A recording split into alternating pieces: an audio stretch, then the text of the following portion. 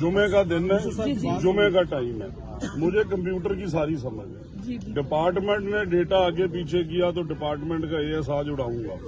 अगर एनालिटिक्स में ये निकल आया कि आपके मोबाइल से डेटा आगे पीछे हुआ है तो फिर आपके खिलाफ भी एक्शन है। नहीं सर जीमेल का मिसयूज किया गया। मैंने आपसे बड़ी सिंपल सी बात की है, मैंने बात लंबी नहीं की कि डिपार्टमेंट ने डेटा हैक किया। सुन लें सर, डिपार्टमेंट मैंने दूसरी बात नहीं की। आपने मुझे अभी आगे कहा है कि उनका आईटी का इंजीनियरिंग इन्वॉल्व था। नहीं सर, अब ये नहीं कह रहे। फिर क्या कह रही है? उन्होंने कहा है कि इस यार तू चुप कर रहा हूँ, गल ਨੂੰ फाइनल होਣ ਦੋ। ਤੁਸੀਂ ਤੇ ਡੇਟੇ 'ਚ ਗੜਬੜ ਨਹੀਂ ਕੀਤੀ। नहीं ਜੇ ਤੁਹਾਡੇ ਫੋਨਾਂ ਤੋਂ ਤੁਹਾਡੀ ਪ੍ਰੋਫਾਈਲ ਤੋਂ ਇਹ ਸਾਬਤ ਹੋ ਗਿਆ ਤੇ ਫਿਰ ਤੁਸੀਂ ਗੁਨੇਗਾਰ ਹੋ।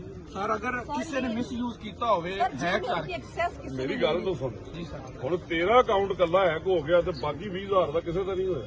सर ये हमारी कॉलेज की मेरी आईडी जीमेल जो है वो मेरी जीमेल से कोई और कैसे कर सकता है? सर वो इसकी दोस्त है, इसके घर आई है, उसने इसके जीमेल सर, लिया बहुत बड़ी है और साथ कहानी है। क्लर्क भी मिला, वो सारा डाटा हम सारा प्रोवाइड कॉलेज की मेरी बात सुन, कॉलेज की आईडी है। मेरी बात सुन, मैं अपने दोस्त को अपना पासवर्ड दे दूं और मैं बाद में कहूं कि मेरा डेटा हैक हो गया, आपको नहीं पता कि पासवर्ड किसी सर को उसने नहीं दिया, उसने चोरी निकाला है। वो घर में कैसे निकाल लिया? घर में गई है, ये किचन में गई आज हम तो घरों को चोरी करके आए हैं। सर ये नहीं कर सकते सारे भाई ने सर 3 दफा मैं उनसे कह रहे हैं हाँ जी सर कि पासवर्ड तो पता ही बंदे ਨੂੰ ਹੁੰਦਾ, ਘਰ 'ਚ ਕਿਵੇਂ ਚੋਰੀ ਹੋ? सर आपने भी कमिटमेंट